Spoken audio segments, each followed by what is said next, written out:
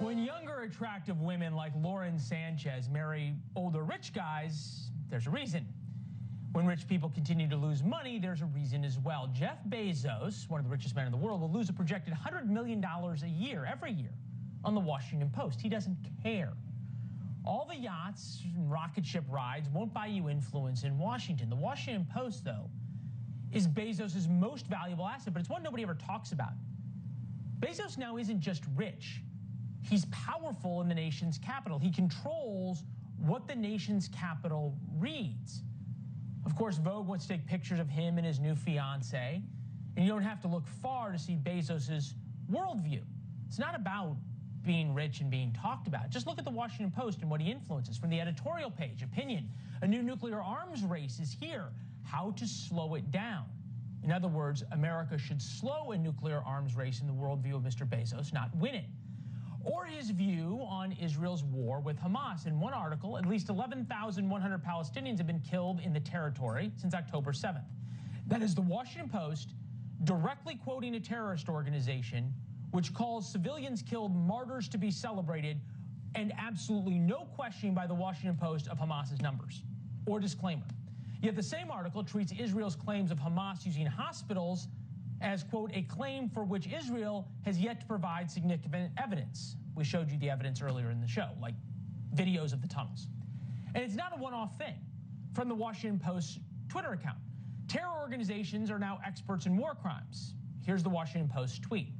The forced evacuation of Al-Shifa Hospital in northern Gaza by Israeli forces Saturday morning, as well as its use and destruction by the Israeli Defense Forces, constitute war crimes and crimes against humanity, a senior Hamas representative said. That's right. Jeff Bezos' company cites Hamas as a credible source on war crimes. No, we didn't make the headline up. It's real. Joining me now, author of the new book, Controligarchs, Seamus Bruner, is with us. I don't know, Seamus, are we right to say that this is an extension, the Washington Post is an extension of Elon Musk's worldview?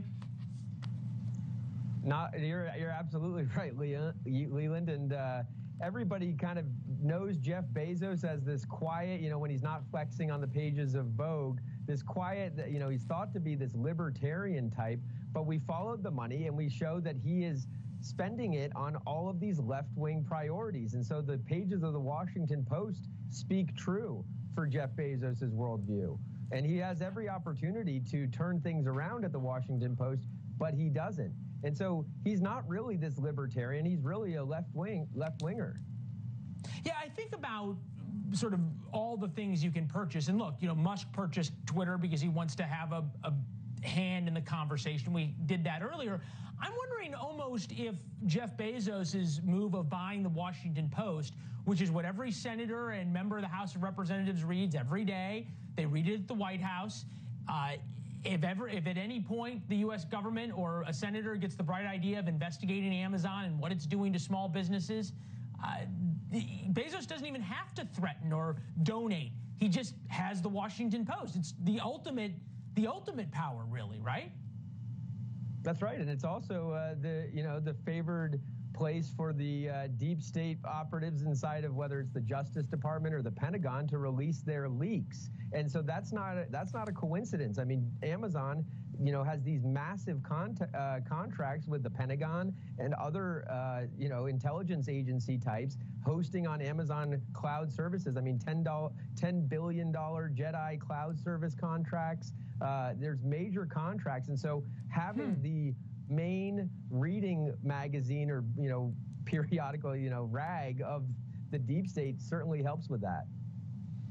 Yeah, well, the money goes both ways, always, right? The money, and I think about it. Elon Musk paid, $40 billion for Twitter. Jeff Bezos paid $250 million for the Washington Post. He spends $100 million a year. It's pocket change, really, to be able to have this level of influence in Washington. Is there anything for I don't even know who it would be to do something about it? Well, certainly. I mean, you gotta spread the facts. I mean, another thing he spends a ton of money on is this $10 billion Bezos Earth Fund that is ostensibly saving the planet. It's an ambitious goal, but then you go and look at Jeff Bezos's personal investments, and it's things like the alternative proteins, aka fake meats. And so like these climate change projects really, I mean, he's got the electric vehicles with his Rivian investment. These climate change type investments benefit from government policy. And so when the government goes to ban gas vehicles, like Gavin Newsom in California has announced coming for the year 2030, and other climate change type policies, you got to look at who's holding the investments that benefit. And Jeff Bezos is a big investor like that. Yeah, and then who's writing the articles about the government policy and investigating the government policy? Exactly. Look, from a business perspective, it's smart, right? All of a sudden, you're going to get these $10 billion contracts just because you invest $100 million a year in the Washington Post to make sure you're never investigated. Seamus, keep following the money. We'll have you back. We'll talk soon. Yeah, thank you, Leland. Yeah, thank you.